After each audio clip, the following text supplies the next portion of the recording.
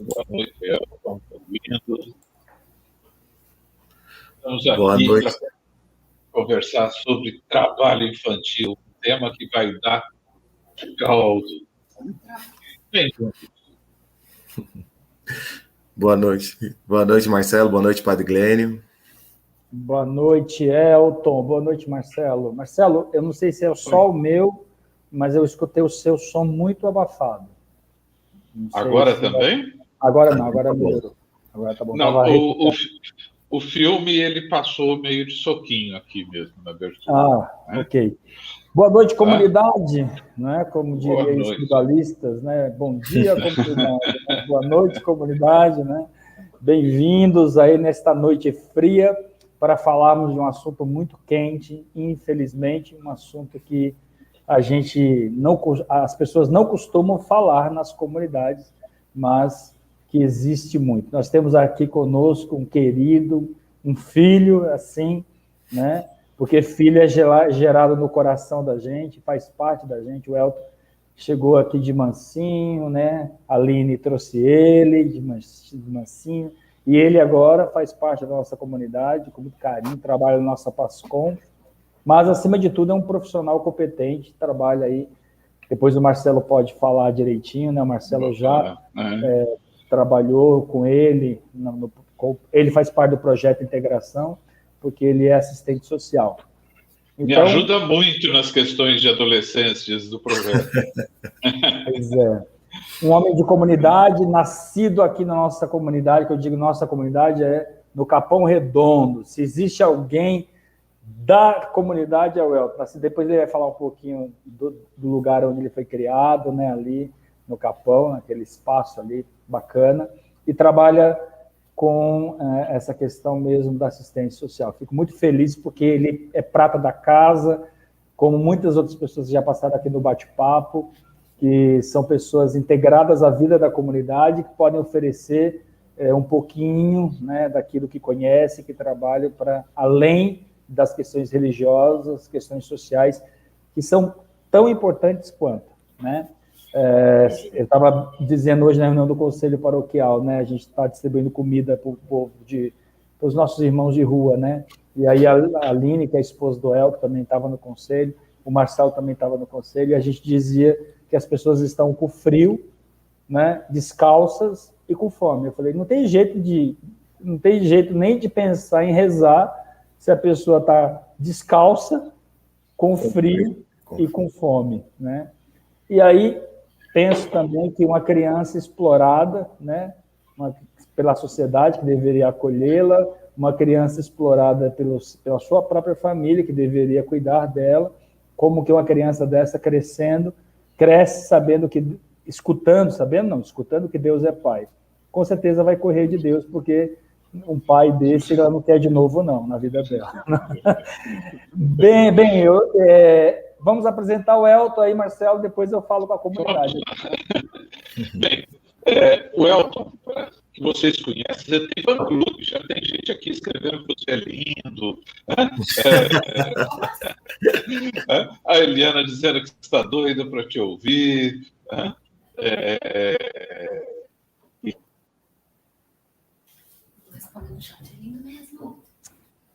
O microfone do Marcelo ficou mudo.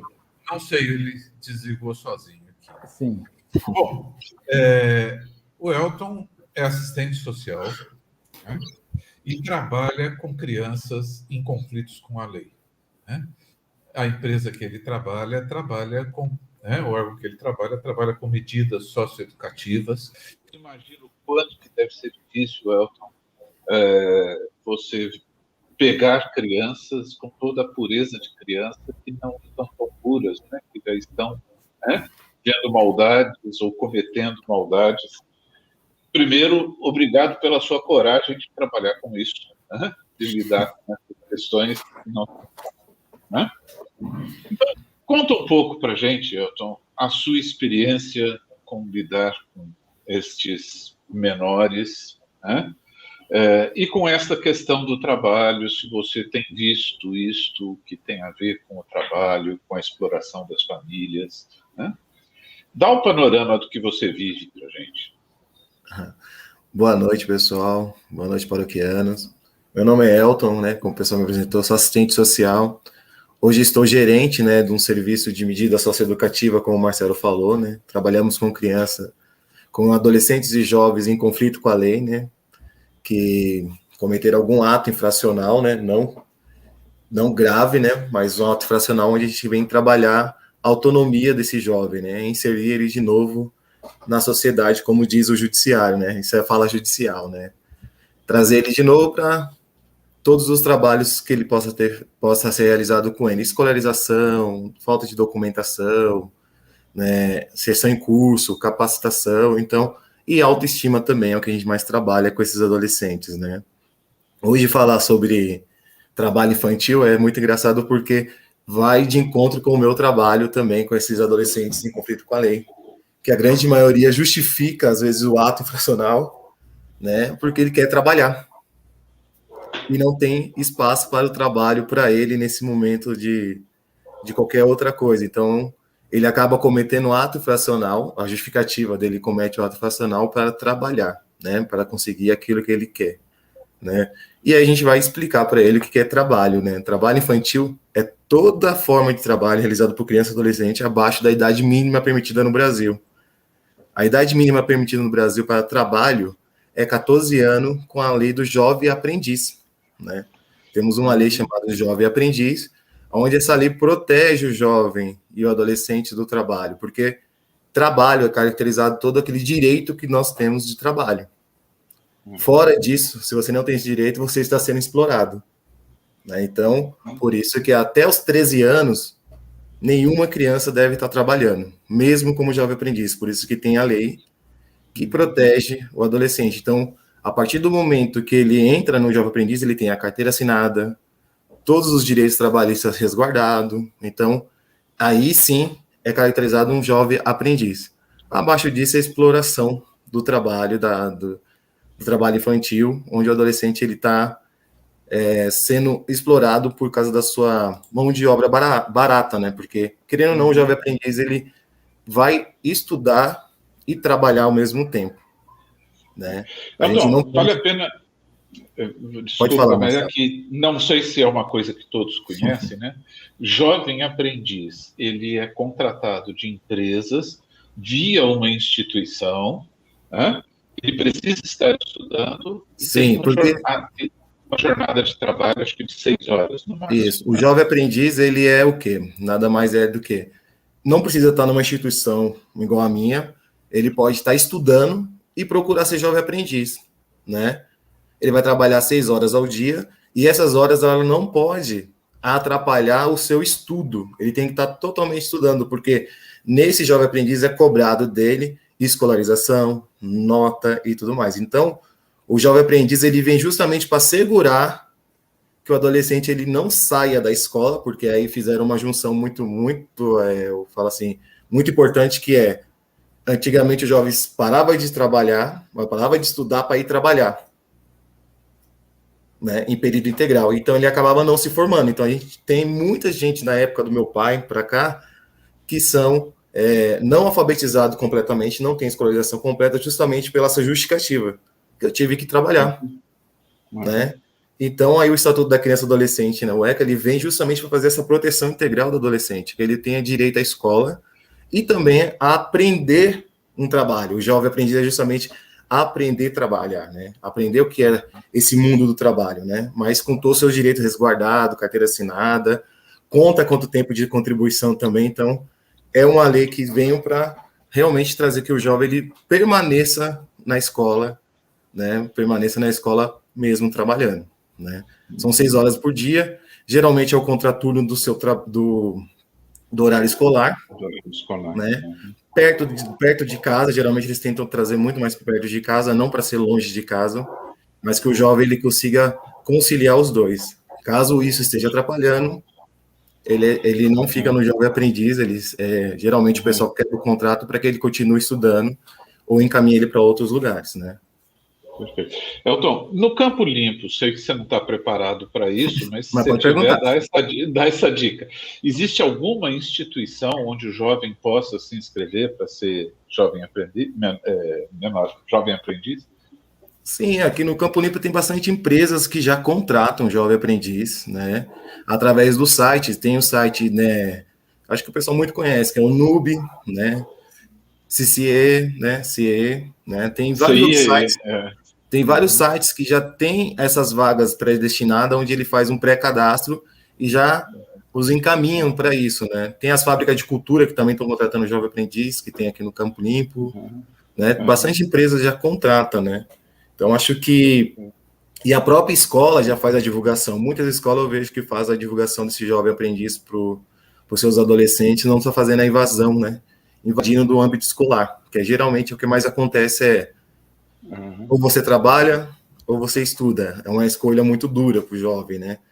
E às vezes, pela condição da família, ele acaba escolhendo trabalhar, né? Para fazer a complementação de renda. E aí isso se gera exploração do trabalho infantil, né? Isso se chama exploração do trabalho infantil. Então, a partir do momento que o jovem ele sai do seu âmbito, né, de progressão da juventude e acaba a partir de trabalhar, ser muro de arrimo da família, né, o cara que traz a renda para a família completamente, ele a partir daí ele está sendo explorado. Querendo ou não, a família está fazendo uma exploração sem saber desse jovem muitas vezes, pensando que está fazendo um bem para ele. É melhor ele estar trabalhando do que estar na rua, ou trabalhando do que estar roubando. Mas acaba fazendo a exploração do trabalho infantil, e isso é caracterizado como exploração, né? Pode perguntar. Seu microfone está mudo, Marcelo. Trabalhar significa fazer uma atividade e ser remunerado por isso. Resumindo, isso só pode acontecer com um contrato a partir de 14 anos. Ele tem que ter carteira profissional e tem que ter pode ser CIE, pode ser... Agora, o ser aprendiz, sei lá, de um marceneiro, ajudar o pai que tem uma mercearia, sem contrato, isso seria exploração? Se isso for denunciado, Marcelo, entra como exploração, sim. Entra como exploração. Sim, mas se o pai e a mãe não... eu falo que assim, tudo é o bom senso, né? As pessoas hoje olhar para isso com bom senso. Desde que isso não atrapalhe, né? Ele possa fazer seu curso, possa ajudar, né? Ou o pai está trabalhando, ensinando ao filho como se fala?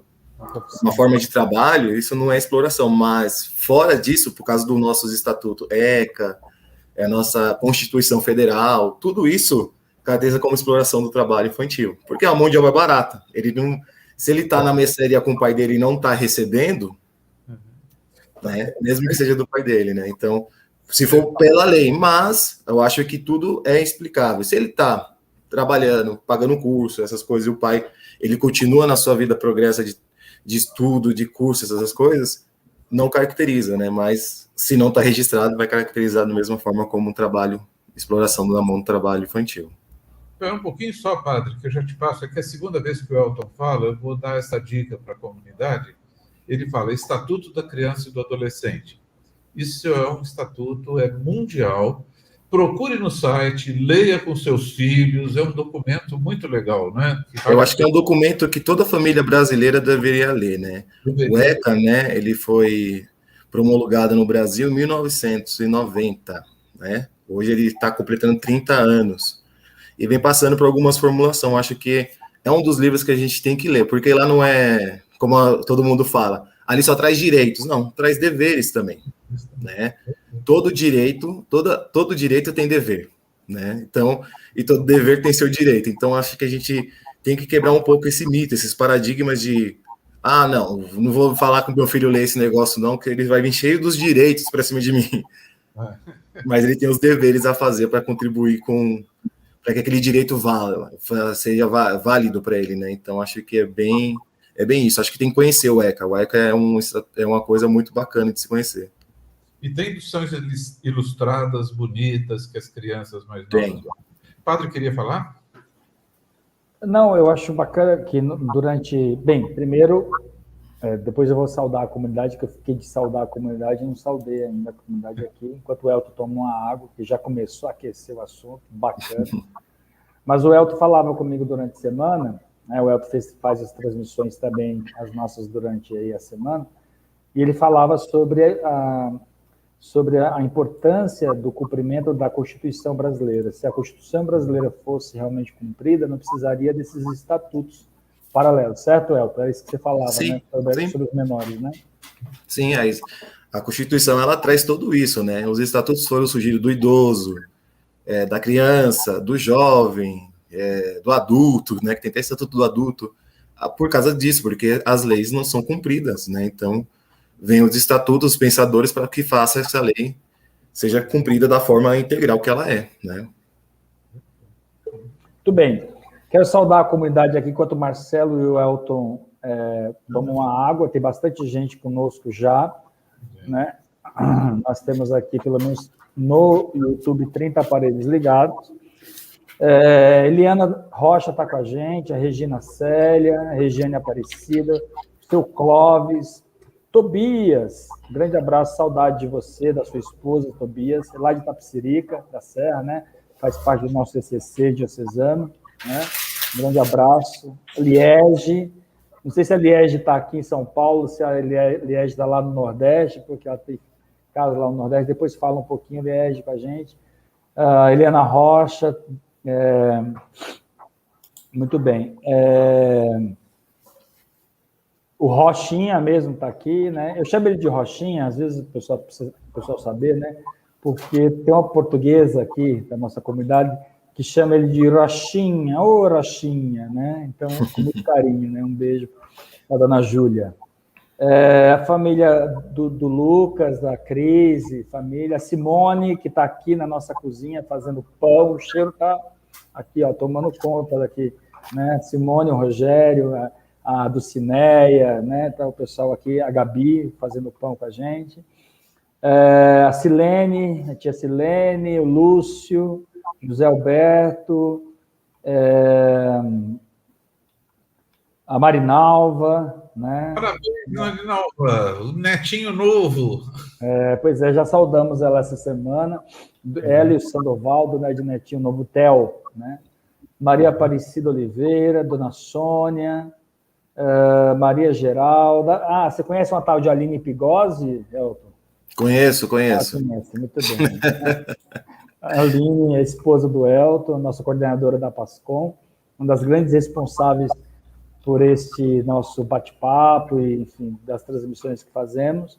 A Nádia Santos, a Lica, né, nossa Eliana da música, Helena Xavier, a Marilza, também é de outra paróquia, mas pertence aqui à nossa comunidade da Diocese de Campo Limpo, né?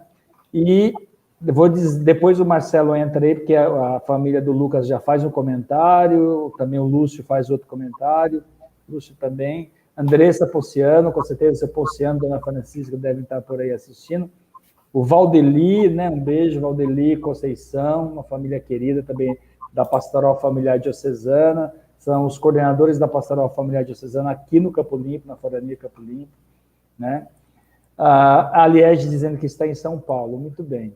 Cleide Aparecida, de Almeida, esses Almeidas aí são ponta firme, é minha cunhada, por isso que eu estou falando. Está aí. O Wellington Bernardo, com certeza deve estar com a família dele, com a Regiane, com as meninas, né? E o Wilton, beijo, Wilton, para você e para a sua família. Muito bem. Comunidade, vamos lá, vamos continuar, Marcelo. Estamos com 33 pessoas acompanhando pelo YouTube, ou seja, uma boa audiência no começo, e vamos, por favor, todos que foram citados, e mesmo quem não mandou mensagem, mandem seus comentários, mandem perguntas, né? O legal do bate-papo é que a gente não tem uma agenda toda planejada, não. A gente vai atendendo as demandas da comunidade.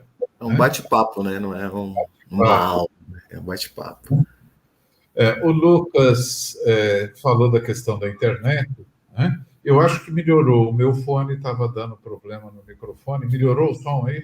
Melhorou bastante. Tá. O Lúcio compartilhou que o SESC contrata menor aprendiz. Inclusive, eu sou incumbido de ajudá-los na formação profissional. Legal, Lúcio. Por lei, inclusive, empresas têm um número, pelo tamanho delas, elas são obrigadas a abrir vagas de menores De 5% a 15%, depende da... Tem que abrir vaga para jovem aprendiz e tem abatimento, né? Toda empresa que contrata jovem aprendiz, ela tem alguns abatimentos aí pelo governo, aí, contratual, né?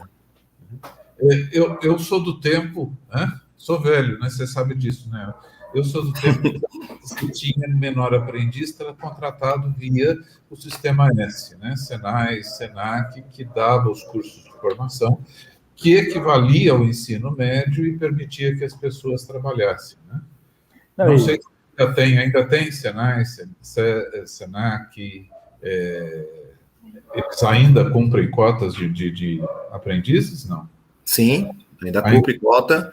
E eles também abriram agora, né, em 2015, também para o público que eu trabalho, que são os adolescentes em conflito com a lei. Então, no Senac e no Senai tem uma lei dentro deles lá interna que eles têm vagas destinadas ao jovem que está em cumprimento de medida socioeducativa. Então, quem tem filhos e tem interesse de começar a trabalhar, do Sistema S seria uma alternativa. Ver os cursos que tem lá, e tentar fazer Senai, Senac e Senar, né, que é o rodoviário. Né? Isso. A Andressa Ponciano aqui diz assim, eu fui jovem aprendiz pelo CAA, muitos aprendizados que tive meu primeiro emprego. Ela dá um testemunho aqui. Sim, e eu acho, né, Padre, é tão importante a gente parou aqui no Jovem Aprendiz, porque é uma coisa que ele traduz um pouco dessa nossa angústia, né, tem um caminho, né, para sair do trabalho infantil, né, é tão importante esse trabalho infantil que a pessoa, ela começa a ingressar no trabalho, né, formal, né, que a gente fala, no trabalho formal de uma forma que ela vai conseguir entender todas as leis trabalhistas também, né, que como a gente também não é ensinado sobre nada de lei trabalhista na vida, a gente aprende na marra, né, trabalhando, né, então acho que é um caminho para as pessoas aprenderem, né, e o jovem aprendiz, o bom é que ele pode tatear vários lugares, né, são contratos de 3 meses, 6 meses, então ele pode hoje estar como telemarketing aqui, amanhã ele pode estar como ADM em outro lugar, então eu acho que é uma experiência que o jovem a família deve entender isso, trazer para o jovem, porque é uma experiência que ele vai ter de várias oportunidades dentro de um campo, né, que é uma porta aberta, né, o jovem aprendiz. Então ele pode ver o que ele vai querer fazer, né, como nossos pais perguntavam para nós antigamente, né, que faculdade você vai fazer, menino? Né? Depois que no jovem aprendiz, ele pode tatear, e tateando, e depois ele vai decidir o que fazer, né, o que ele pode estar. A lei protege que as vagas de jovem não podem ter alta periculosidade, não podem ter insalubridade, são trabalhos adequados para a idade. Não são à noite, nenhuma das vagas de jovem aprendiz é noturna, todas são diurna, né, todas são de manhãs, né, no período de manhã, a maioria delas não passa das 5 da tarde, então o jovem ele não vai trabalhar à noite, porque geralmente à noite é a hora que ele vai para a escola, né? Então, a lei ela protege muito isso. A Eliana compartilha. A Vivian começou como jovem aprendiz na Caixa Econômica Federal, indicada pelo João da Elisa e foi acompanhada pelo CIEE. Foi muito bem acompanhada até chegar na faculdade. CIEE, gente, é Centro de Integração Empresa-Escola. Ela é uma instituição que tem mais de 50 anos, ela trabalhava antigamente com estagiários de nível universitário, era um jeito do estudante universitário ser contratado, e de um tempo para cá ela começou também a trabalhar com a questão de jovem aprendiz, é uma instituição muito séria, não é porque eu trabalhei lá, não. Daqui a pouco tem um quadro do Marcelo lá como fundador. Bom, a Andressa... Agora, a gente estava falando, voltando, podem mandar perguntas, por favor. Né? Aqui, a gente estava falando, se ele ajuda o pai, sei lá, o pai tem um lava-rápido, uma mercearia, sei lá. Agora, se for mais interno na casa, a mãe faz docinho para fora. Ou, vamos pegar uma outra situação. É muito comum a gente ver o irmão mais velho, que às vezes não é tão mais velho, tem que tomar conta dos irmãos mais novos. Como é que fica isso? Uma pessoa, sei lá, de 12, 13 anos, que tem essa responsabilidade de cuidar de irmãos mais novos? Então, aí você colocou a palavra certa, a responsabilidade. E aí, quando você coloca esse peso de responsabilidade, ele não está aprendendo, né? Eu acho que, assim, quando ele ajuda em casa, né? Porque, assim, rotina da casa, ele mora lá. Ele aprender a rotina da casa, olhar o irmão, né? Varrer uma casa, lavar uma louça, isso daí não é exploração infantil, tá? Não, acho que isso é importante. Isso daí é participação da casa. Você está ensinando ele uma rotina da casa. A casa tem uma rotina a ser seguida, né? Desde que isso não prejudique que ele tem um horário dele brincar, tem o horário dele para a escola, tem o horário dele, né, assistir uma TV ou estudar. Então, acho que a gente tem que entender que parte disso ser exploração a partir do momento que vira responsabilidade daquele adolescente.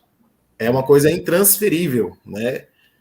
Você é obrigado a cuidar dos seus irmãos. Então, se ele é obrigado a cuidar dos irmãos dele integralmente, ele não vai ter tempo para ele.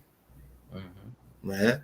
Agora, a partir do momento que ele olha por um período, a mãe vai no açougue ou vai ficar 2 horas fora de casa e está olhando o irmão dele, isso daí não é exploração. Mas a gente tem que entender que isso daí faz parte da rotina da casa da família. Muitos adolescentes e jovens partem para ajudar a família, né? Justamente por ver a questão da pobreza também. A gente sabe que nosso país é um país muito pobre, né? Um país que a desigualdade social é muito grande, né? Então eles acabam partindo para esse lado, mas assim, tem que ter a consciência que a partir do momento que a gente não dá para o jovem, para a criança, o momento dela ser criança, a gente está acabando explorando ela, né, de uma forma ou outra. Mas rotina da casa, Marcelo, isso não é exploração, é rotina. Exploração. Aliás, você tocou um tema aí, Elton, que Padre Glênio e eu estudamos bastante, né? A importância do brincar para as crianças. Né? Brincar é um direito, né? E é fundamental na estruturação da mente da criança. Sim. Né? Tem que aprender coisa. Né? Isso traz muito prejuízo, né? Se a criança que ela não brinca, que ela não tem momento dela de criança, ela vai crescer um adulto muito frustrado, um adulto que não vai ter perspectiva, né, para frente, né? Não tive tempo, então vai virar uma reprodução, né? Muita gente hoje, né, quando o pai fala assim, eu comecei a trabalhar com 9 anos, né? Mas ele não vê o prejuízo, né? A má qualidade de vida que ele tem, o acesso à cultura que ele não teve, né? Uma educação de baixa, péssima qualidade que ele teve, né? Às vezes o pai não é nem alfabetizado, né? Justamente porque teve que trabalhar para ajudar a sustentar a sua família. Olha o prejuízo, mas ele não vê isso como prejuízo porque, querendo ou não, eles não passaram fome, querendo ou não, é uma família que eles falam, né? A palavra que eles sempre usam, deu certo, né? Então, vai passando isso para as famílias, para os seus filhos, né? E a gente acaba também reproduzindo isso nos nossos filhos. Tá 9 anos, não tá nem. Com 9 anos, estava lá na olaria, carregando bloco, essas coisas. Então, eu acho que o Estatuto da Criança e Adolescente, né? Todos esses órgãos de proteção ao trabalho infantil, ele vem justamente para trazer essa alusão para a pessoa também que sofreu a exploração e se ver. Né? Eu fui explorado. Pois é. Né? Eu perdi minha infância. Né? Eu perdi minha infância trabalhando. Se eu soubesse que tinha essa lei que me protegia, poderia ter esse acesso. Né? De uma forma com mais propriedade. Então, acho que é isso. Acho que conhecer as leis não é fazer que o adolescente ou a criança ela vai ser uma criança preguiçosa, uma criança que ela não vai trabalhar. Não. Traz para ele a perspectiva assim, nossa, olha que bacana, tem uma lei que nos protege, mas para eu acessar esse direito, eu tenho que fazer esses deveres. Né? Sempre assim. Marcelo, você fica responsável de ver aí os comentários. Muito legal, tá. Eu quero aproveitar essa última fala tua para fazer a pergunta que a Aline traz aqui, e depois o Wilton. É uma pergunta que eu faria, o Wilton fez aqui. Né? Eu acho, se eu percebo uma situação de exploração infantil, qual órgão eu devo recorrer para denunciar? Eu acho uma excelente pergunta. Geralmente, padre, a gente liga, né, no Disque 100, né, que vai cair lá no conselho tutelar, né? São os conselheiros tutelares que cada território tem. Aqui em Campo Limpo a gente tem 2 conselhos tutelares em Campo Limpo, então é o Disque 100, né? Você percebendo disso, a denúncia é pelo Disque 100. Não você ir lá na porta da pessoa se expor, mas liga. Geralmente o conselheiro tutelar vai fazer uma visita na casa dessa família, constatar se está tendo essa exploração infantil. A partir daí ele faz as ações que o estatuto protege. Às vezes é tirar a criança do pátrio poder da família por um tempo, trabalhar essa família para que essa família receba essa criança de volta, né? Então acho que é todo um trabalho. Por exemplo, uma situação, né, dentro disso.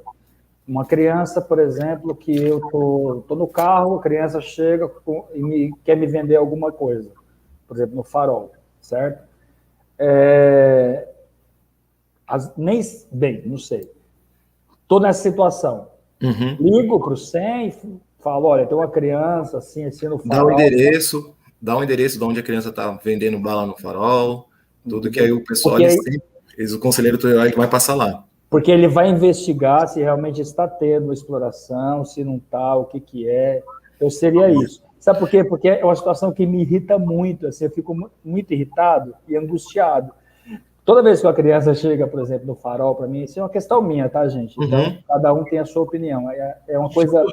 Todo mundo fica mal com essa imagem. Né? Eu fico muito mal. Aí eu chego para a criança e falo assim, escuta, você está estudando? Eu pergunto para a criança, você está estudando? Cadê seu pai? Cadê sua mãe? Eu começo a conversar com a criança, de repente o farol abriu, eu tenho que sair. Né? Então, então você aconselha isso? Eu aconselho, padre, porque assim, o pessoal pensa em conselho tutelar, né, que aí eu entro em outro mito, né, são os mitos que vão criando na cabeça da gente, que o conselho tutelar ele só vai tirar a criança da família, vai levar para a Fundação Casa, né, que é a antiga FEBEM, e não é isso. O conselheiro tutelar, qual o papel do conselho tutelar nesse caso? É fazer a investigação, se constatou que tira essa criança um pouco do pátrio poder da família e vai trabalhar essa família para receber essa criança de novo, né? Essa criança, ela volta para a família, porque às vezes as condições que a família vive é muito...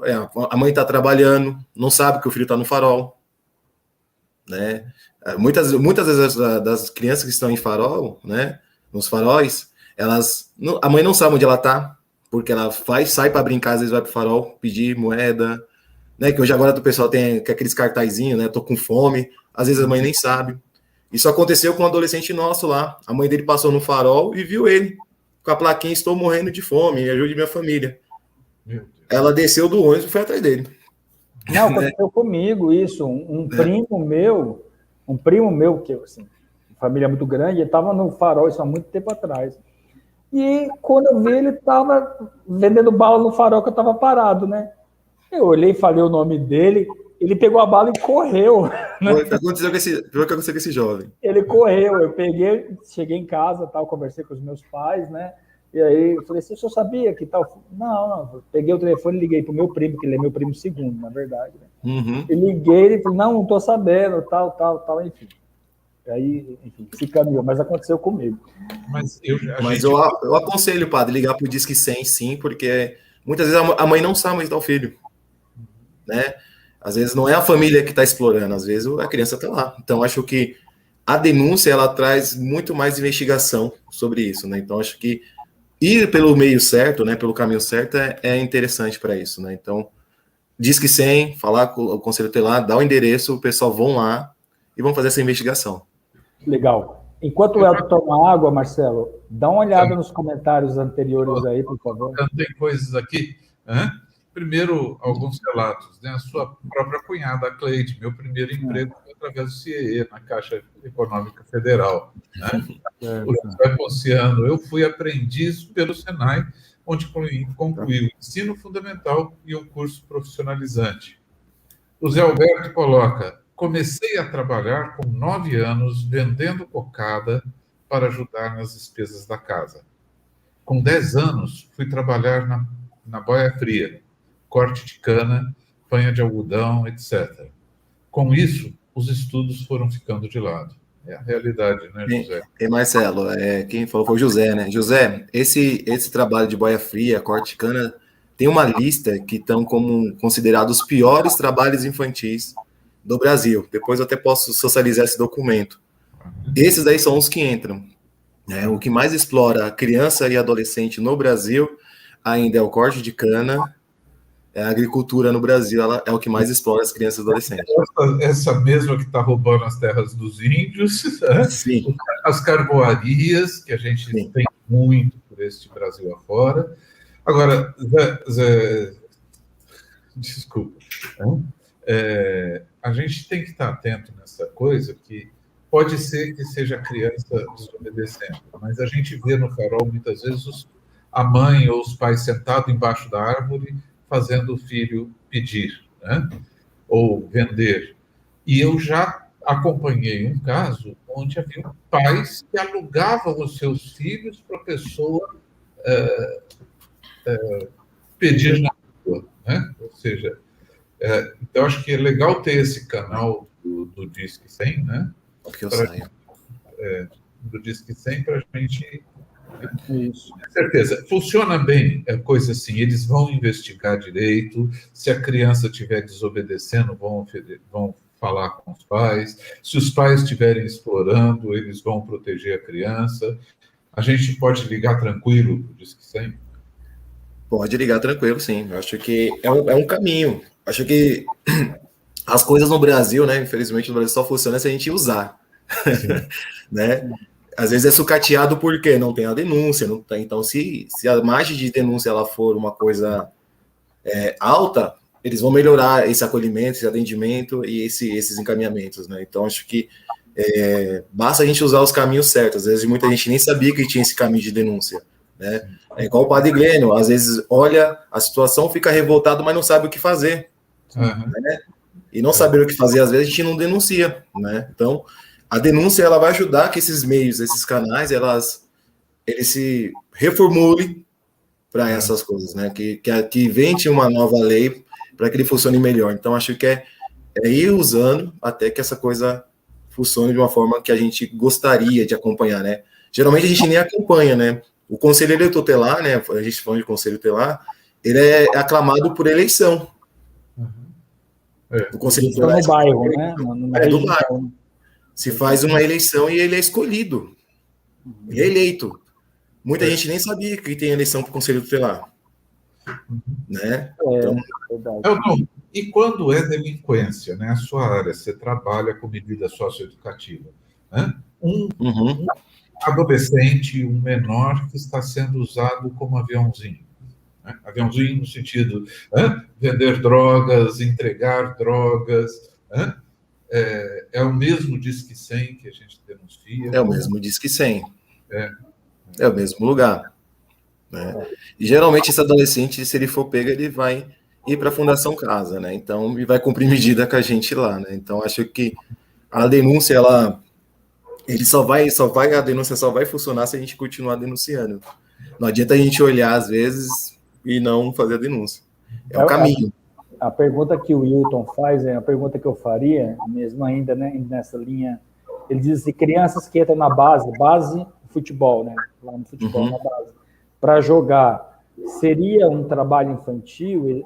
Acho que ele diz uma exploração do trabalho infantil. Existe uma lei para esses casos? Eu acho que eles são protegidos, né? Sim.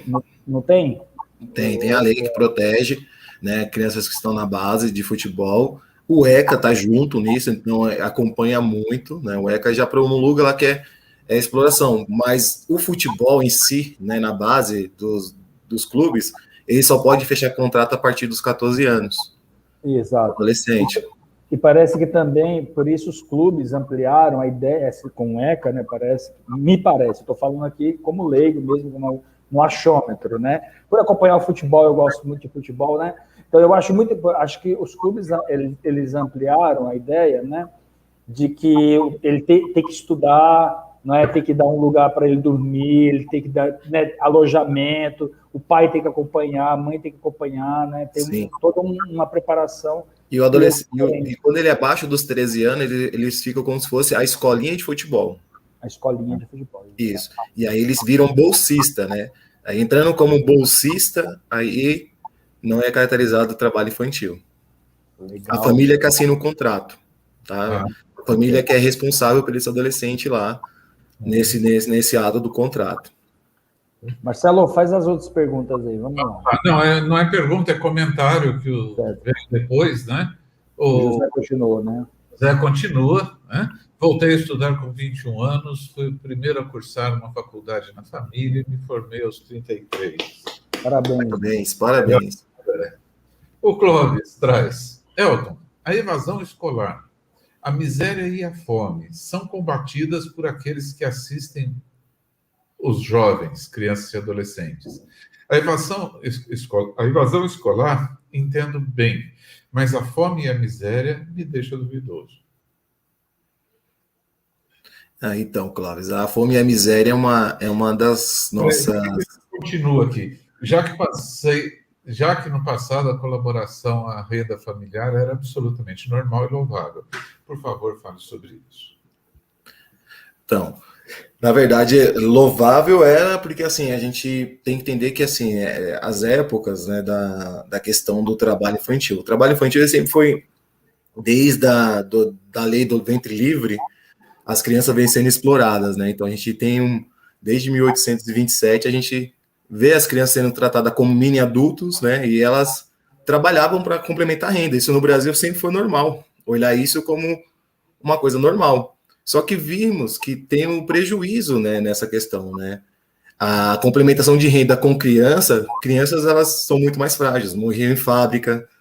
Eu não tenho estatisticamente aqui falando, mas no Brasil morre muita gente em trabalho, né?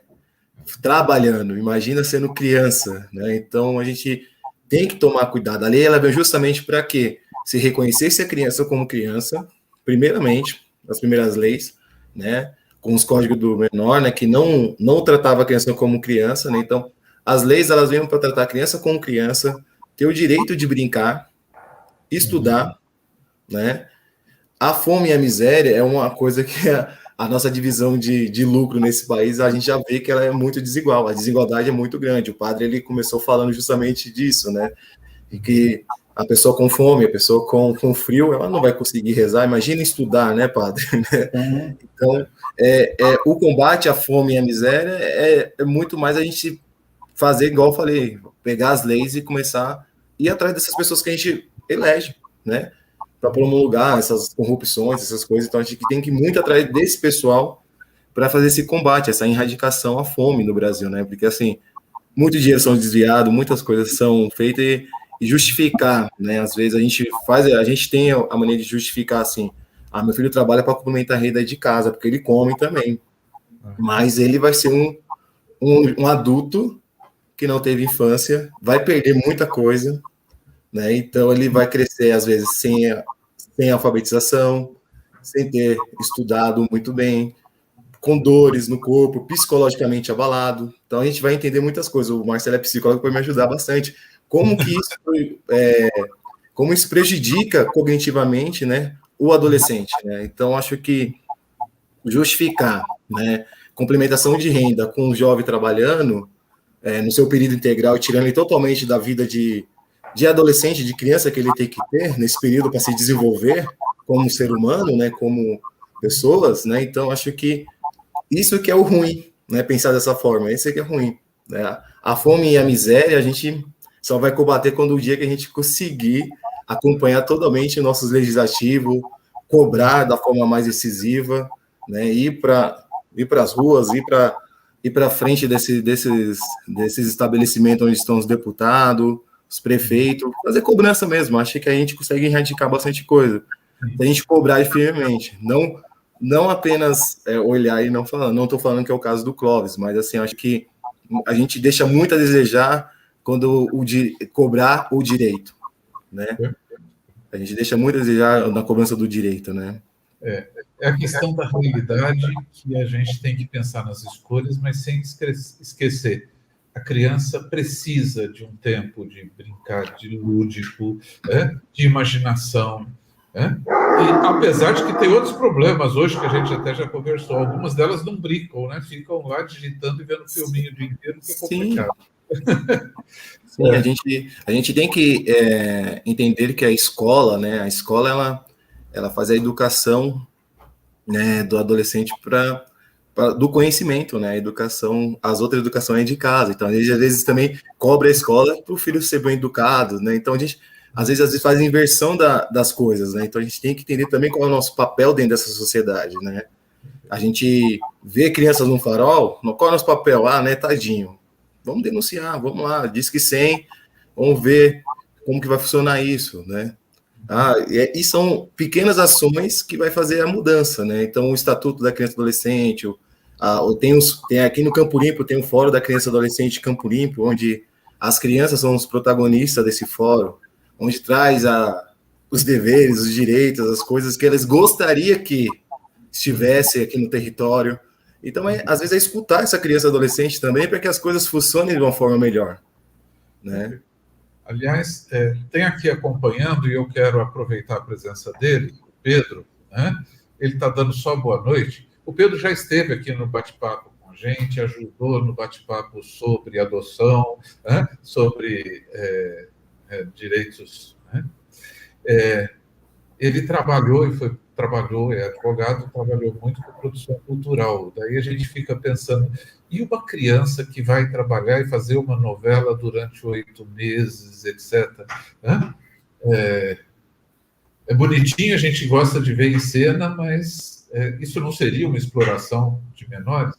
Acho que você não trabalha com isso, se o Pedro quiser fazer comentário, né? Mas fala, o que você acha, Pedro? Não, mas é que, igual eu falei, né? Tem um contrato que é a família, né? A justiça, né? A vara da infância e juventude sempre libera essas crianças com a justiça. Então, é igual criança que vai fazer show. Criança que vai fazer show é a mesma coisa. Tem que protocolar na Justiça de São Paulo e a liberação da justiça. Porque a justiça sabe onde está essa criança, né? Na novela é a mesma coisa. A justiça sabe onde está. Então, por pedido dos pais e liberação da justiça, ela pode estar atuando nesses lugares, né? Judicialmente, isso daí é feito judicialmente, essa liberação. A criança não vai... A novela, você não paga muita multa. Isso daí é uma multa gravíssima. Vamos seguir. A Lourdes, Maria de Lourdes. Eu, na minha infância, eu trabalhava na olaria. Você falou, né, para ajudar a minha família, que era grande. Eu estava sempre junto com os meus pais, né? A Valdeli coloca, será que não é uma lei de mão dupla? Se o pai coloca o filho para trabalhar junto a ele, não deixa a criança solta, os riscos não aumentam para ir no caminho errado? Deixa eu ver, entender aqui, os riscos não aumentam ir para o caminho errado? Não, acho que eu acho que é a educação, aí é trabalhar a educação do filho. Se o pai tem uma mercearia e quer que o filho trabalhe com ele, contrate, faça o contrato, né? Contrate ele para trabalhar com ele, né? A lei, ela ajuda muito, na verdade, desmistificar essa exploração, né? Porque, assim, a partir do momento que você tem todas as condições de um trabalhador para ser pago, FGTS, Fundo de Garantia, PIS, essas coisas, então você está garantindo que aquela pessoa, a partir do momento que ela sair de lá, ela vai ter seus direitos reservados, né? A partir do momento que eu faço um contrato de boca, né, geralmente com criança e adolescente fica mais fácil fazer, eu não estou pagando nenhum desses direitos. Então, acho que eu estou negando o direito que ela deve ter, como qualquer outro trabalhador, né? Olha, o Mário, que já esteve aqui também, foi um dos diretores do CIEE, há muito tempo, né, Mário? Dizendo que está adorando, que é um tema que interessa. E eu vou aproveitar que a gente está no ar. Mário, você me mandou o livro de uma amiga sua, infantil, que trata da questão do assédio às crianças, para ensinar as crianças o que pode, o que não pode, né? Eu queria muito que essa sua amiga viesse bater papo com a gente. Vê se você consegue, né? Uma educadora que trabalha com a questão do assédio para ensinar as crianças, né? Dolores, o número de crianças e adolescentes vendendo balas no farol cresceu absurdamente. Faz muita falta as escolas fechadas. Muitas famílias não sabem que os filhos estão na rua. E completa. Existem trabalhos que são insalubres para os adultos, imagino para as crianças. Verdade. O José volta. Eu sou professor e com a pandemia a evasão escolar aumentou. Muitos estudantes estão trabalhando para ajudar suas famílias devido ao desemprego dos pais. Isso é verdade. Isso como eu trabalho com adolescente já, né, numa faixa etária, eu trabalho com adolescente de 12 até 21 anos, excepcionalmente, né? Você vê que aumentou muito a evasão escolar devido a essa dificuldade de acesso aos canais eletrônicos. Nem todo adolescente tem celular com internet, né? E a escola também, por muitos anos, né, os adolescentes trazem relatos lá no serviço, isso eu estou falando da onde eu trabalho, que não está tão atrativo para eles, né? A gente tem que saber o que é atrativo, né, na escola, né? Então a evasão escolar é uma coisa que está acontecendo faz muito tempo, né, José? Acho que vem crescendo cada vez mais e distanciando muito mais o adolescente, né? A pandemia, principalmente, né? A pandemia, ela tanto fez isso com os trabalhadores, com os adolescentes nas escolas. Eu vejo a dificuldade que eu tenho dos jovens a acessar os canais de internet, porque muitos não sabem nem ler e escrever, mas estão estudando, né? Por causa daquele regime da progressão continuada, né? Que a gente tem uma ali em São Paulo que chama progressão continuada, que o adolescente não pode repetir algumas séries, né? Então ele vai passando sem aprender. Então muitos não sabem ler, escrever, e o acesso da internet para eles nada mais é do que o WhatsApp e ver coisa no Instagram. Então eles realmente não sabem acessar a internet da forma que deve acessar. Então muita evasão escolar se dá muito por isso. O jovem ele não consegue se expor aqui, às vezes fazer um bate-papo igual esse com a gente aqui. Agora, houve evasão escolar e houve trabalho, exploração, etc. Mas a delinquência cresceu também com a pandemia? Então, nesse período, Marcelo, a delinquência ela cresceu também. Muitos jovens eles estão permanecendo muito mais tempo em internação do que vindo para a liberdade assistida, né, que a gente chama o LA, né, a liberdade assistida deles. Então, os jovens e adolescentes estão ficando muito mais tempo apreendidos nesse período de pandemia, né? Alguns foram liberados para fazer o regime de liberdade assistida, os outros não, mas a delinquência ela continua devido muito a esse momento, né? Nós estamos passando uma crise que ninguém está trabalhando, o salário é pouco, tudo está aumentando, né? A gente está com muito déficit aí, né? Então aumenta a delinquência. Não justifica, mas é o que está acontecendo, né? Vamos lá. Que bom, bastante gente participando. A Dolores continua aqui. Com esse pensamento que a criança tem o dever de contribuir para a renda familiar, vemos muitos sendo submetidos a todo tipo de exploração, inclusive sexual. Sim. A hora que chega na exploração sexual, aí é pior. Né? Nessa lista que eu falei para vocês dos piores trabalhos de exploração infantil, a primeira é a exploração sexual, né? Onde o Brasil ele também bate recorde nesse quesito. A gente é recordista de exploração sexual feminina aqui no Brasil, né? Tanto de exportação como também aqui dentro do próprio país, né? E aí a questão é denunciar mesmo, viu? As denúncias, só assim vai melhorar os canais, assim, acho que é muito isso. Eu bato na tecla que a denúncia ela é uma coisa que vai melhorar os canais. Até mesmo diz que 190 da polícia só foi melhorar depois que a gente continuou denunciando, senão não teria o cupom, essas coisas que eles foram montando. Então eles vão montando o sistema a partir do momento da demanda. Eu gostaria de, a partir disso, me veio aqui, a gente está conversando, né? E aí vem dentro da gente as experiências vividas, né? As pessoas que escutamos, né? As angústias em que somos interpelados, né? Ou seja, as pessoas procuram a gente para conversar, procuram a gente para, por exemplo, o padre na comunidade, ele é a pessoa que muitas pessoas procuram justamente para, como se fosse um refúgio, né? Então, eu vejo, por exemplo, que há muito medo, principalmente na periferia, de você utilizar os canais de denúncia. É como se você pudesse ser denunciado por aqueles que deveriam te proteger. Ou seja, existe o canal de denúncia, só um exemplo, né? Assim, eu escutei pessoas dizendo assim, não vou denunciar o pancadão no bar, porque de repente a polícia chega lá e diz que fui eu que denunciei, né? Ou seja, sim. E aí eu fico mal na comunidade, às vezes estou até ameaçado por outras pessoas.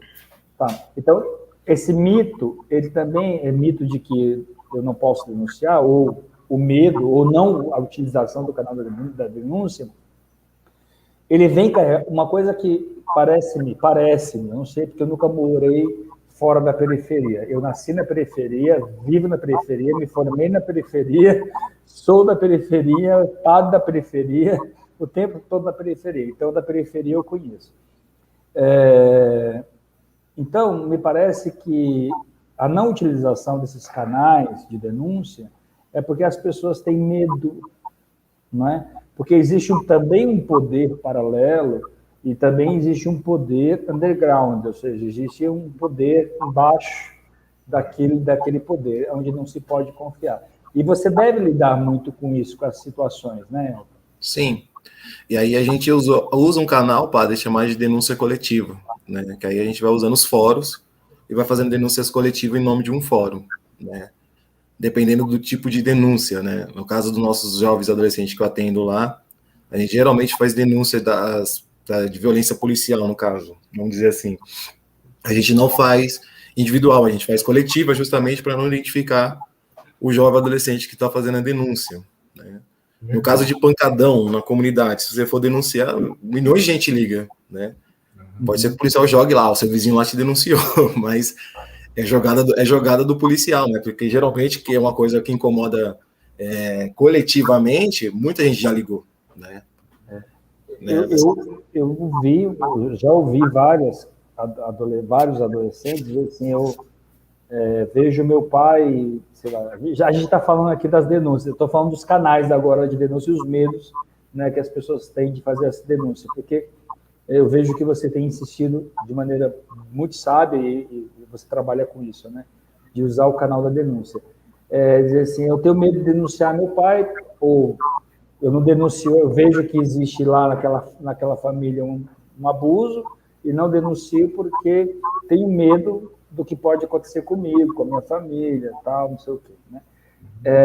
Parece que o governo, as instituições, né, que são responsáveis, têm insistido muito para que a população utilize os canais de denúncia, né, dizendo, não, a sua identidade vai ser preservada. Eu acho que essa insistência, sua identidade vai ser preservada, é porque sabe que a população tem medo. Sim, a população tem muito medo de denúncia, padre. Eu acho que porque geralmente as denúncias elas são muito focadas, né? Igual briga de vizinho, você denuncia, né? O pai que explora a criança, geralmente é o vizinho que denuncia, ou tá batendo na criança, quase matando, então quem denuncia é o vizinho. Então, muitos o policial às vezes chega despreparado na ocorrência e vai falar assim, o seu vizinho denunciou, mas seu vizinho é todo mundo. Aí, geralmente, aquele vizinho que você não gosta, você fala assim, foi ele que me denunciou. Né? Mas é muito seguro denunciar, né? Muito seguro. Também já esteve com a gente aqui 2 vezes. Que bom, estamos reencontrando um monte de gente. Né? Tá, ela fala disso. É isso mesmo, Elton. A partir da denúncia, vários canais de proteção são acionados e a situação passa a ser acompanhada de perto, garantindo, assim, a segurança do menor envolvido e da própria família, né? Reforçando a importância. Apesar de que, eu vou confessar, a gente estava na fase roxa, tudo proibido, eu saí aí da paróquia, estava indo para casa, né? E vi uma balada, né? Eu liguei para denunciar, de jovens, de adolescentes mesmo, né? Eu fiquei 25 minutos na linha e não fui atendido, né? Então, tem essa coisa, insistir na denúncia, né? E eu acho, não sei, esta coisa do Disque 100, por se tratar de menores, etc., o atendimento é mais rápido ou depende da hora? Né? Depende da hora, e assim, alguns conselheiros tutelares o conselho tutelar tem um telefone de plantão, e às vezes, por conhecer o conselheiro tutelar, você tem um telefone de plantão dele, que ele anda 24 horas, sempre tem um plantonista. Então, às vezes você vai ligar para o Disque 100, e às vezes você vai ligar direto para o conselho tutelar, onde tem um conselheiro 24 horas de plantão, então ele vai atender a ligação de qualquer forma. Tá. Você tem o telefone do conselho tutelar para a gente? Aqui do Campo Limpo eu não tenho agora aqui, mas depois eu passo e a gente coloca aí na live, que eu vou tentar achar aqui e já falo para vocês. Passou, que eu passei para algumas pessoas do projeto. Isso, que eu acho que eu te passei da outra vez, você pediu. Passou, sim, eu vou ver se eu acho aqui. Tá? Bom, o Pedro concorda que a questão do trabalho de menores na área artística é exatamente isso. Já eu volto no comentário dos outros. E depois ele completa. Os juízes cada vez mais fazem exigências. Horários, respeito aos horários da escola, parte dos ganhos em poupança para ele retirar quando for maior, limite de horários e contratações. Né? Legal. Então, obrigado, Pedro. Obrigado, Pedro. Se você conseguir também alguma informação, se você tiver alguma informação sobre a questão do futebol, dos esportes em geral, também aí, como você trouxe da questão da classe artística, também coloca aí. Eu sou curioso, tenho curiosidade sobre isso. Vamos lá, Marcelo, aqui. Vamos lá. Aline, complementando o comentário da Helena, que, aliás, eu pulei, deixa eu voltar no da Helena. Eu emendei o comentário da Dolores. Helena, que também já esteve com a gente. Sempre ouvi que é melhor a criança trabalhar cedo e que virá bandido. O trabalho não mata ninguém. E essa fala está inserida em nossa cultura. Muito triste. É um mito, né? São os mitos que a gente vai ouvindo e vai carregando pro resto da vida, né? E a gente acaba não quebrando com isso, né? Trabalho edifica o homem, o trabalho dignifica a criança. Né? Então, acho que a gente vai ouvindo várias coisas que vão ficando na nossa memória, né? É melhor ele estar trabalhando do que ele estar na rua vagabundando, é melhor... Né? São coisas que a gente ouve todos os dias. Tem que precisa começar a trabalhar, né? Que de vez em quando a gente vê pais sustentando filhos até 30, 40 anos. Na hora que precisa trabalhar, não trabalha, né? Complementando o comentário da Helena, a partir desse tipo de pensamento é que, inclusive, começam as discussões sobre a diminuição da maioridade penal, né? Que é outra coisa que não falamos aqui. O que você acha disso? Então, né, a gente já começa a sofrer, né, com isso daí, né? Não teve a lei ainda, né? Falando do serviço que eu trabalho, a lei ainda não aconteceu, mas como o ECA determina que adolescentes que pode ser apreendido é de 12 a 21 anos, antigamente a gente não recebia nenhum adolescente de 12, 13 anos no serviço, era muito difícil. Eu já estou trabalhando nesse serviço há 6 anos. Era raro a gente receber adolescente de 12 a 16, a 14 anos, a 13 anos. Hoje virou comum. Já que eles não tiveram a redução da maioridade penal, eles começaram a aprender mais cedo. Então, o adolescente está chegando adolescente lá com 12 anos, 12, 13, 14 anos. Né? Sendo que tem vários outros tipos de punição. Não vou usar a palavra punição, mas daqui a pouco eu acho outra palavra. Outros tipos de aplicação de lei que eles poderiam fazer para o adolescente sem ser a medida socioeducativa. Né? Que é bater um papo, conversar, dar uma... Né? Então, poderia fazer várias outras coisas, mas eles não fazem porque eles estão fazendo o que está. Já que eu não posso reduzir a idade penal, eu vou começar a aprender mais cedo. E assim a gente está fazendo. Eu não sei se você pode falar, se é segredo, você trabalhando numa organização, né? Mas medidas socioeducativas, né? O que a gente tem mais na nossa região? É roubo, é tráfico? Né? O que é mais frequente de delinquência? Os atos mais cometidos na nossa região por jovens aqui é furto e tráfico. Mas eles são usados ou é uma escolha deles? O traficante menor, é um dinheiro fácil, né, que ele consegue. A gente vive num país que a desigualdade é gigante, né?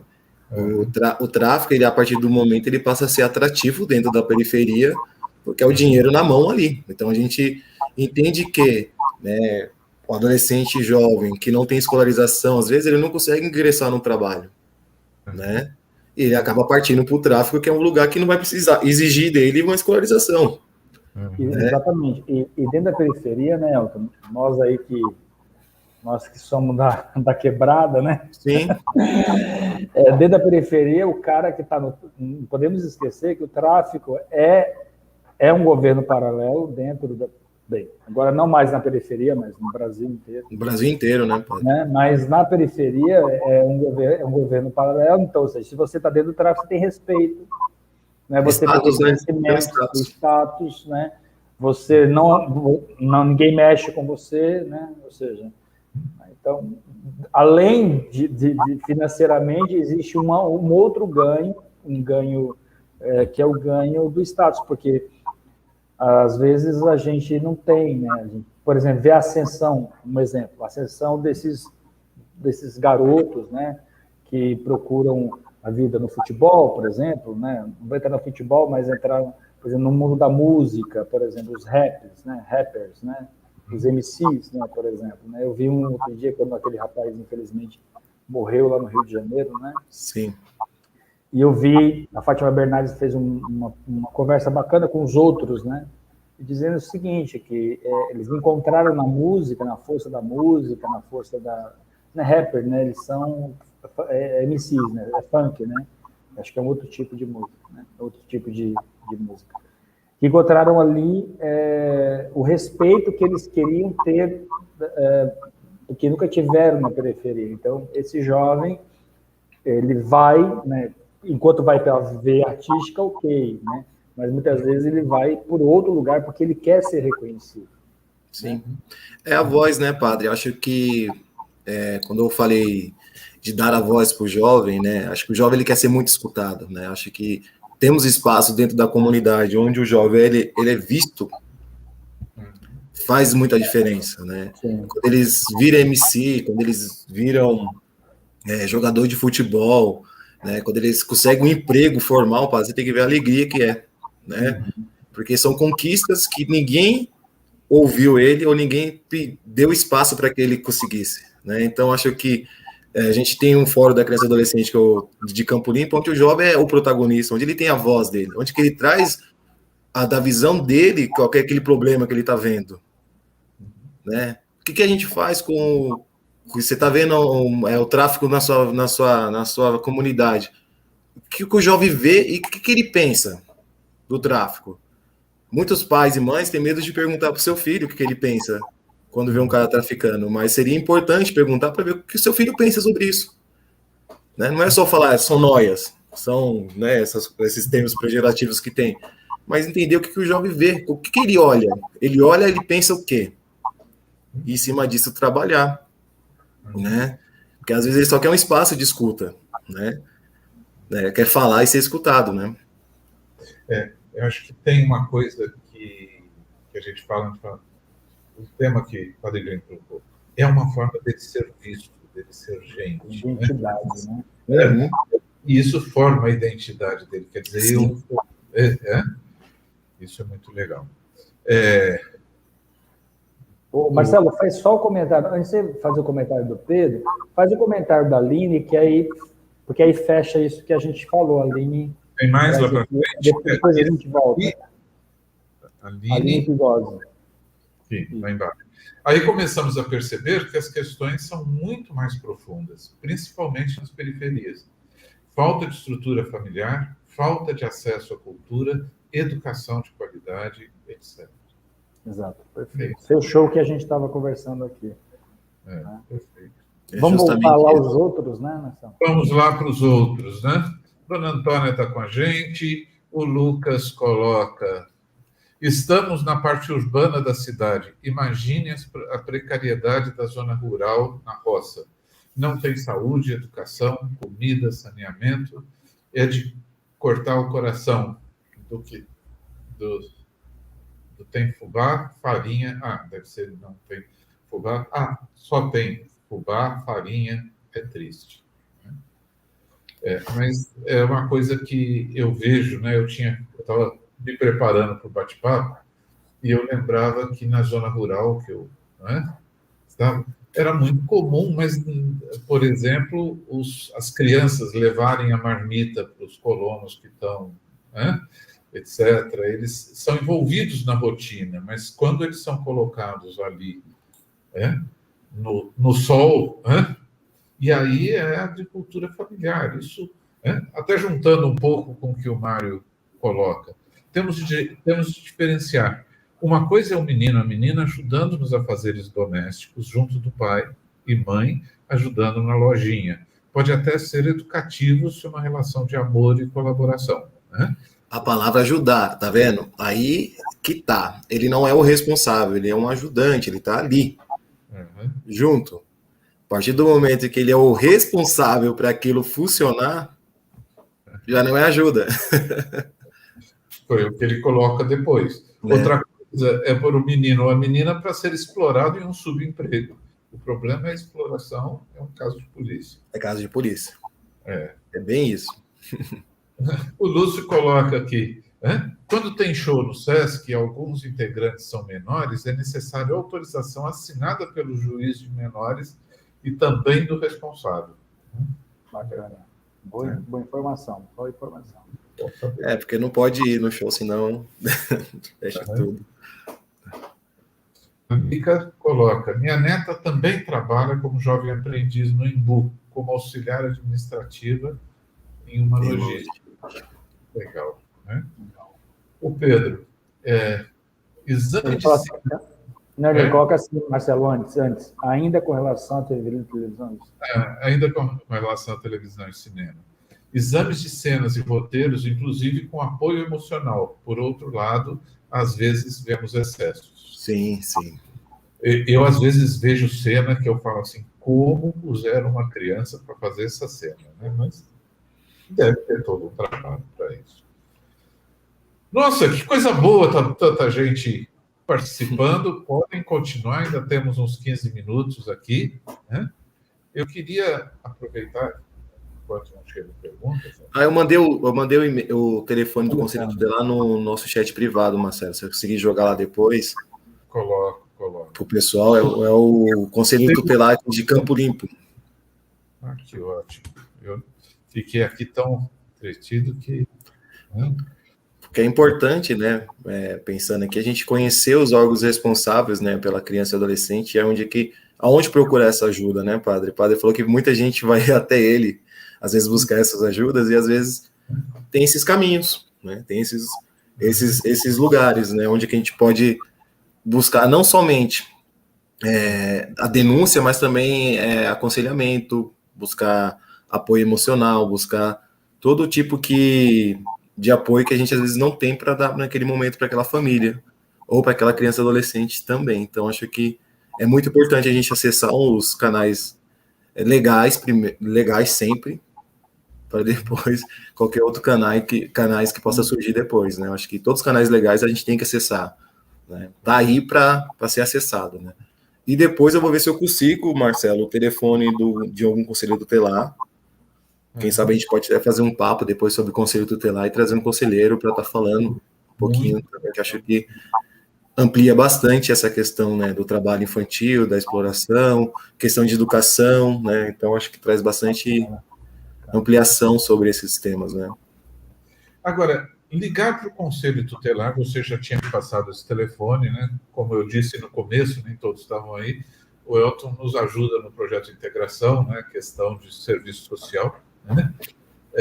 Você me passou o telefone, eu passei para a família, eles ligaram no Conselho Tutelar e eles falaram assim, precisa trazer o jovem aqui para conversar, né? E o jovem não quis ir. Não é normal. É normal o jovem não querer ir. O que faz aí? Não, nesse caso é igual eu falei, né? A gente tem que começar a quebrar os paradigmas, né? Porque assim, o conselho tutelar é sempre usado pejorativamente para todo mundo, né? A escola ameaça, se você não vir para a escola, eu vou chamar o conselho tutelar para sua mãe. Então a gente já tem uma negativa desse espaço. Sem conhecer o espaço. Mesmo, tem uma imagem negativa. Tem uma imagem negativa. Né? Então, o certo seria mesmo a mãe ir lá primeiro, né, conversar com o conselho tutelar e depois trazer a criança e adolescente para conversar. Também entender o que é. Porque talvez a mãe também tenha ameaçado essa criança. Tá vendo? Eu tô ligando no conselho tutelar, a gente tem que ir lá. Para a criança vira uma ameaça. E não pode ser uma ameaça. Tem que ser um espaço que vai conduzir para uma conciliação familiar. Né? Porque a intenção do conselho tutelar justamente é essa. É uma conciliação familiar.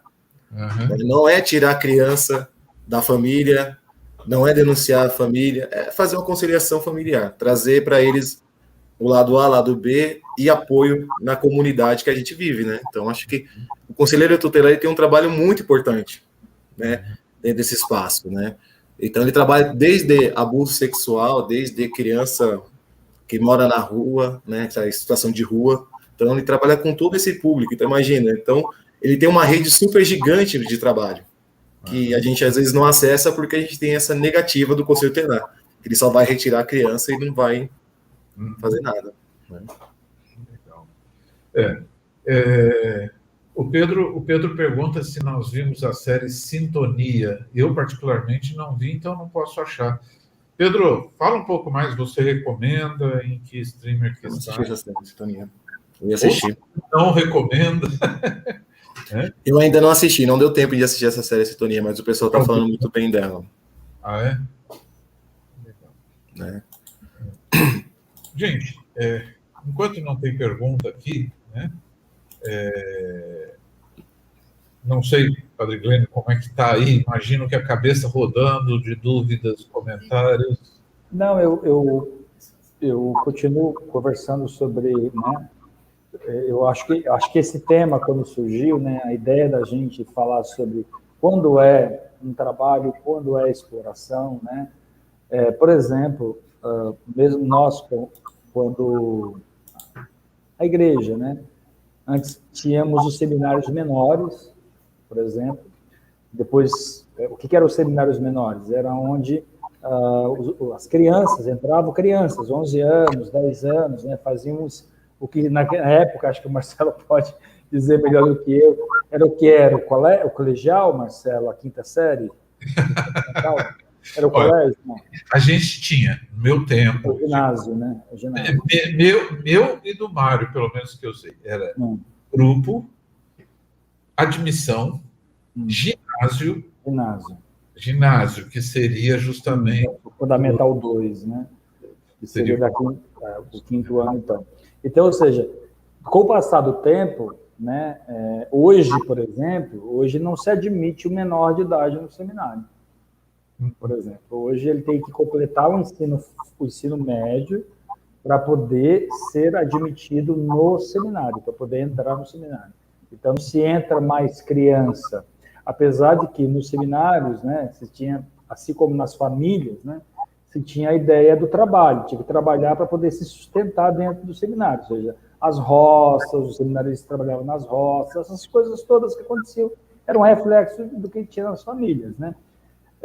Então, hoje já não tem mais, devido a essa conscientização que se tem de valorizar a criança. A criança precisa ficar com a família, precisa ser cuidada pela sociedade, protegida pelo seu pai e pela sua mãe, depois ela vai fazer uma escolha para a vida dela, uma escolha vocacional, a gente pode dizer, porque aqui a palavra vocacional ela não é restrita, nem restritiva à vida religiosa, mas vocacional para a vida, né? Ou seja, aquilo que ela pode escolher. Então, uma pessoa em que ela vive num ambiente que eu digo seguro, quando eu digo seguro, eu estou dizendo um ambiente onde ela pode se desenvolver, ela pode criar uma identidade própria. Eu dizia outro dia para uma mãe assim, que achava que a filha estava com um problema emocional, assim, eu dizia assim, olha, sua filha precisa ter um espaço para ela poder, pelo menos, dizer, mãe, nesse momento eu não gosto de você.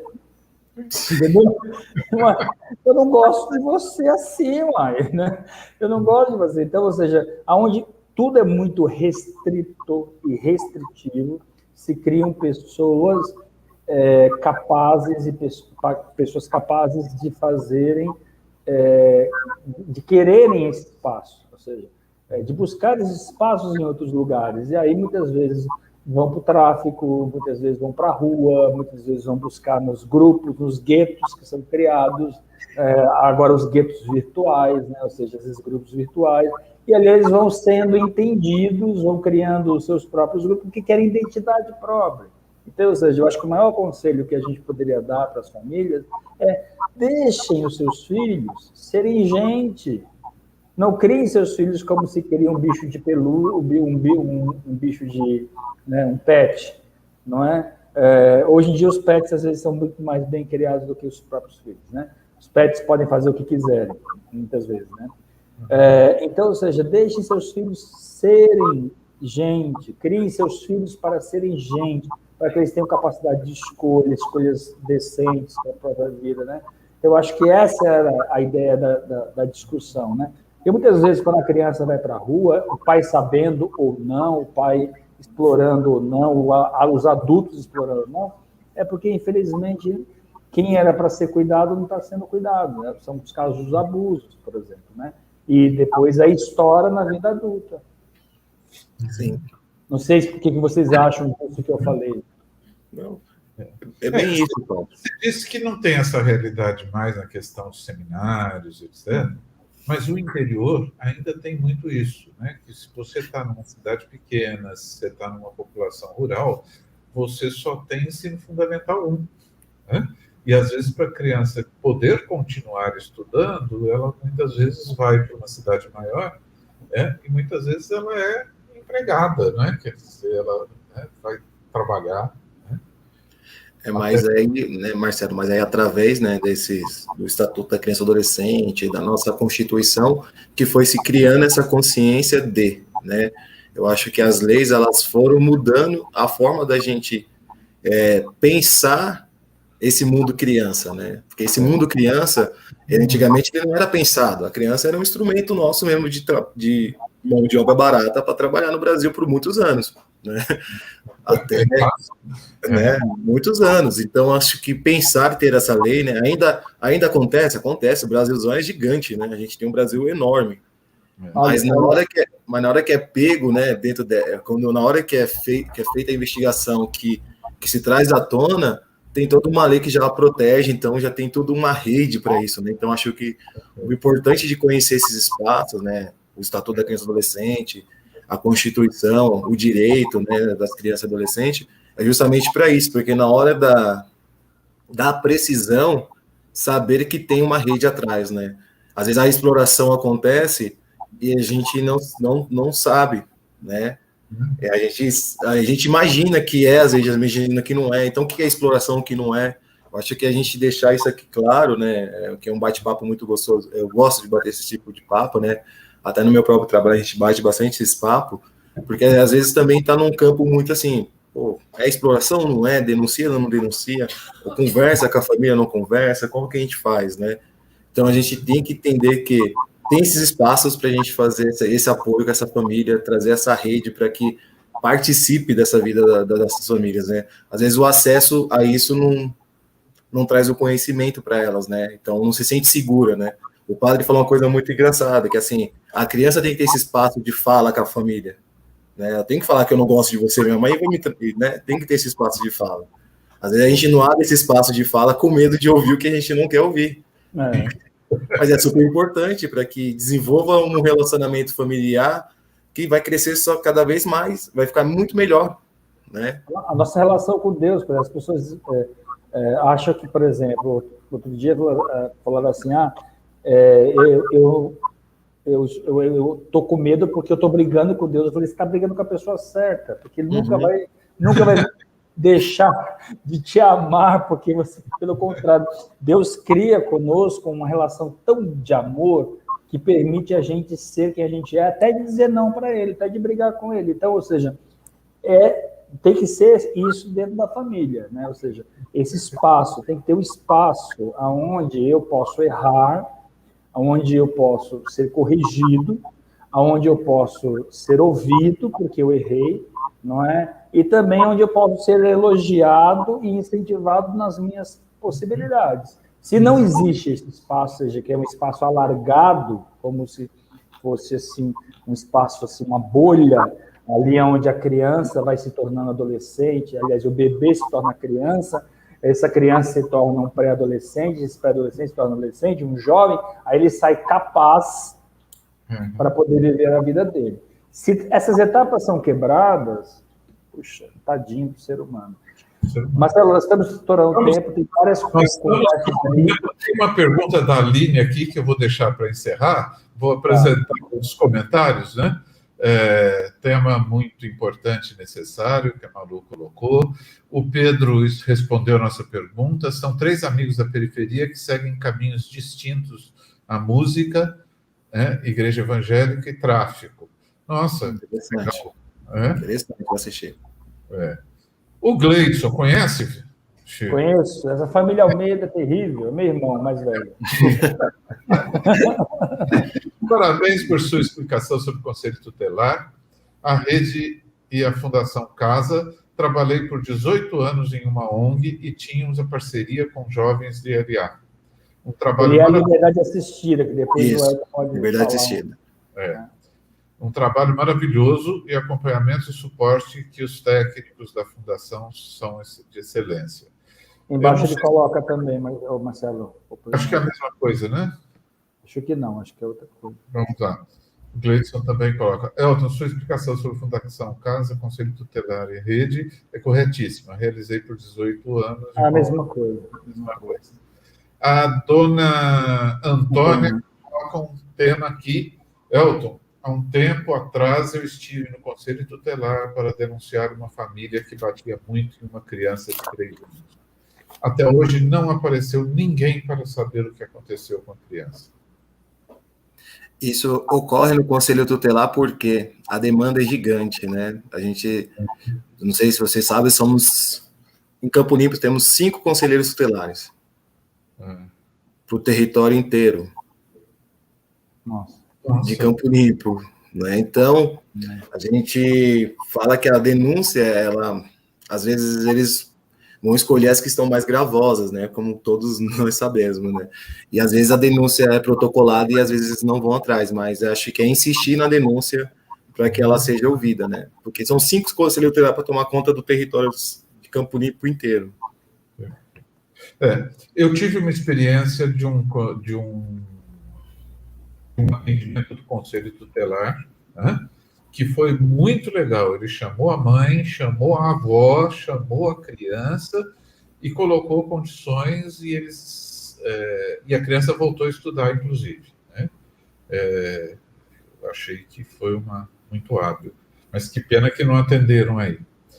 Para a gente encerrar, a Aline trouxe um tema aqui que quase que nós vamos investir a noite inteira. Que faz um serviço de medida socioeducativa. Fala um pouco do que você faz. O que é isso que se faz? Aí eu vou falar até com amor, né? Que é um trabalho que eu tenho paixão, né? Trabalho há 6 anos com medida socioeducativa, né? O que faz um trabalho? A gente trabalha com adolescentes jovens, né? Que são regresso da Fundação Casa, né? Então o nosso trabalho é justamente trazer para o adolescente jovem condições para que ele tenha a possibilidade de ser inserido na escola, cursos, né? Que ele possa tirar toda a documentação dele, fazer o trabalho dessa medida socioeducativa para que ele entenda o ato que ele cometeu, né? Então, que ele possa entender o que foi feito, né? Então, acho que o nosso trabalho é tão importante para que a gente consiga fazer que esse jovem e adolescente ele entenda qual é o papel dele dentro da sociedade. Às vezes igual fala, é o campo, é o lugar de escuta dele, né? As medidas socioeducativas, elas trabalham justamente nesse campo de estudo, né, do adolescente, né?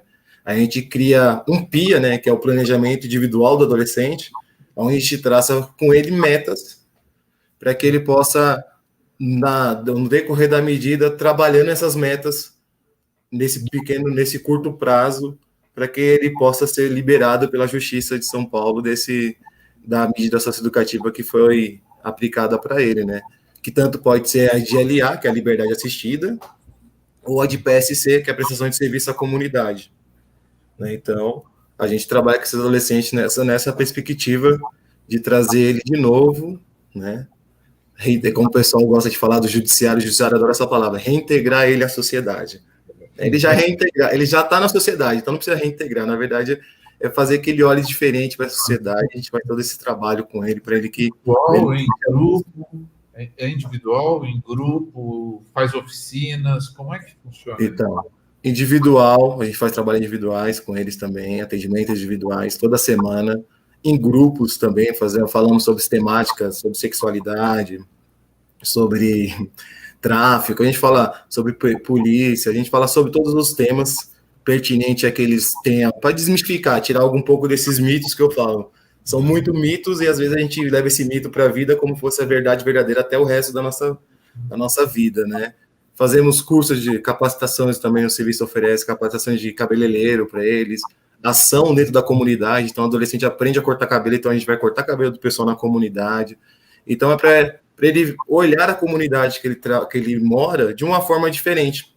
Então a gente tenta possibilitar todas essas coisas para ele, apresentar lugares que ele não conhece dentro da própria comunidade, que oferece curso, né, de capacitação, áreas de lazer, né, passeios culturais. Então a gente faz uma gama de trabalho com o adolescente, tem uma porrada de possibilidade, né? Uhum. Que legal, Elton. E também trabalhamos com a família, né? Porque a gente acredita que se a família não entender o que é uma medida socioeducativa, o adolescente ele não consegue progredir, né? Se a família não estiver junto, a medida não faz sentido. Então a família também, temos um trabalho com a família, tanto de ajudar a tirar a documentação que às vezes a família não tem, de inserir a mãe, às vezes, no âmbito escolar para terminar os estudos e poder ter uma condição melhor de trabalho, né? Então, a gente trabalha todos esses temas com as famílias também, né? É um trabalho apaixonante, eu sou muito apaixonado. Se for para falar do meu trabalho aqui, eu vou ficar umas 3 horas. Você é muito competente ao falar do seu trabalho, parabéns. Muito competente. Olha, e que bom, né, trabalhar em alguma coisa que a gente, além de ser apaixonado, está fazendo um bem para o coletivo, né? Quer dizer, nem precisa ser para o coletivo, para um indivíduo que você consiga ajudar. Eu acho um adolescente, sorriso, né? Um sorriso que se der já está ótimo já. Eu acho importante isso que você traz, né? E a gente já encerra. Eu trabalho com casais, né? Família, de maneira geral, mas mais casais, você sabe disso. Uhum.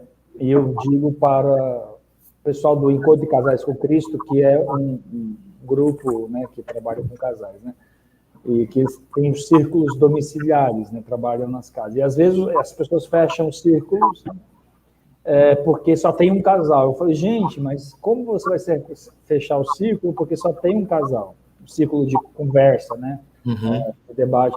Só tem um casal. Esse casal, ele tem filhos, provavelmente, esse casal tem amigos, esse casal tem se for contar, tem uma gama de pessoas. Tem muita gente por trás. É uma teia, né? No qual ela pode irradiar o bem. Né? Então, você cuidando de um adolescente, você não está cuidando só do adolescente, você está cuidando de todo mundo que está por trás dele. Sim. Né? É a mesma coisa da catequese na igreja, por exemplo. Às vezes, muitos pais e muitas famílias vêm à igreja porque foram evangelizados através da catequese do seu filho. Não é? Então, ou seja, cuidar de um ser humano, nós estamos hoje chorando a perda de 500 mil vidas no Brasil. Ah, mas é só um ser humano. Não, é um ser humano. O ser humano é único. Deus fez cada um e jogou fora a forma. Nós somos únicos, né?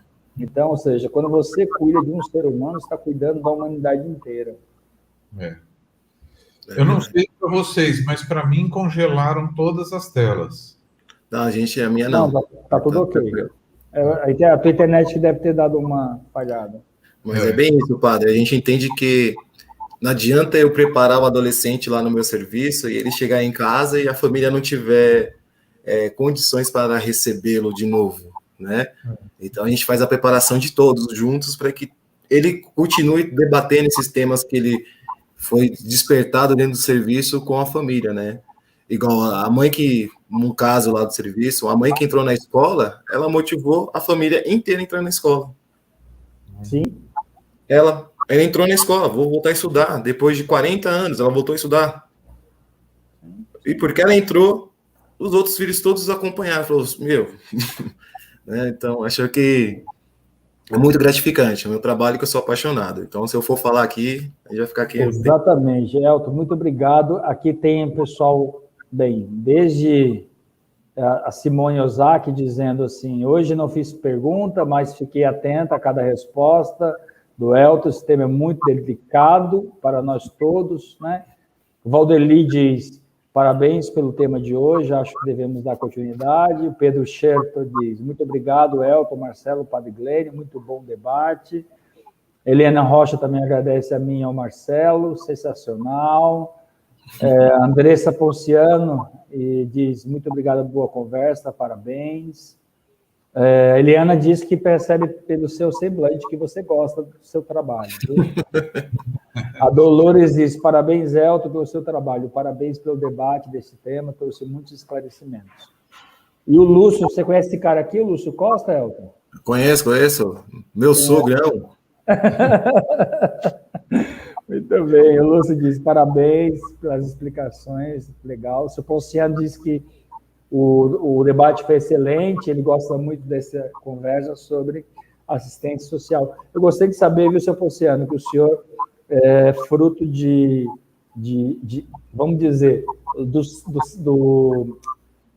não é do SESI, do SENAC, é do Senai, né? Porque muitos dos nossos pais e muitos da minha idade foram formados pelo Senai, né? Pelo curso do Senai, né?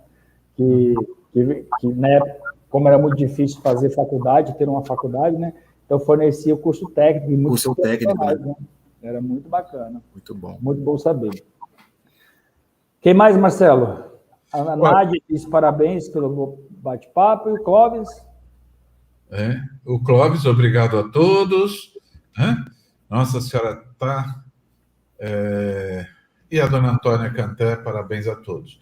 Elton, vamos tentar trazer alguém do Conselho Tutelar, se eles toparem conversar com a gente, assim a gente dá continuidade. Não precisa ser semana que vem, que eu sei que é difícil. Né? Não, mas vamos tentar sim trazer alguém do Conselho Tutelar, acho que é importante. É importante para o pessoal desmistificar, tirar um pouco essa nuvem, né, que o pessoal tem do Conselho. A gente teve aqui uma resposta da dona Antônia, que infelizmente a criança que ela tentou ajudar morreu, deve ser muito difícil isso.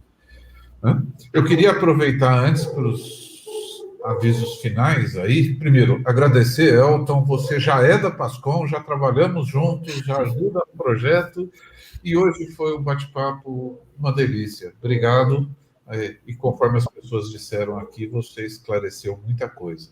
Né? Obrigado vocês pelo espaço, por dar a oportunidade de a gente conversar. É muito bom. Aproveitando que estamos com bastante audiência e gente da região, ontem eu já dei essa notícia, falei com a UBS, com a Vanessa, que cuida da vacinação na região. A nossa região não teve a vacina vencida, então quem tomou vacina na nossa região pode ficar tranquila que não aconteceu nada.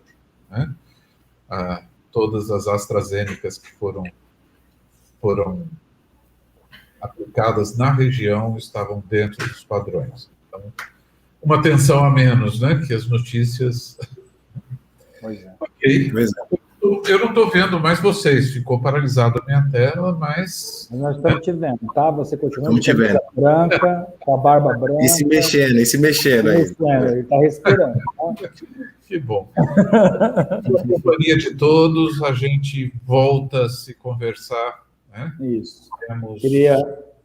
Queria só avisar a comunidade aí, que, né, dar os avisos da comunidade. Também agradecer ao Elton, né, filho da nossa comunidade. Né?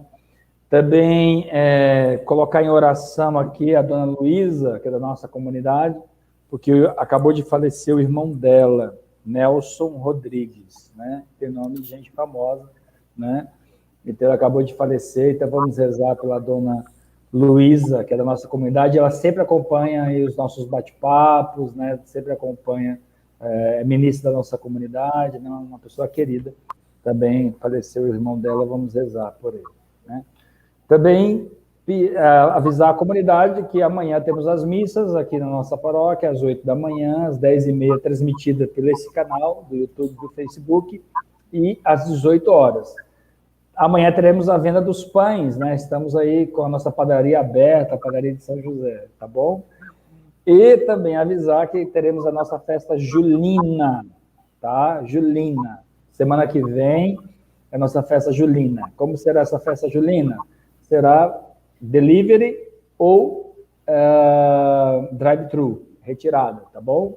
O que vai ter nessa festa julina? Nós vamos colocar dentro de uma caixa ou dentro de uma sacola as delícias que nós podemos ter numa festa junina, né, numa quermesse, né?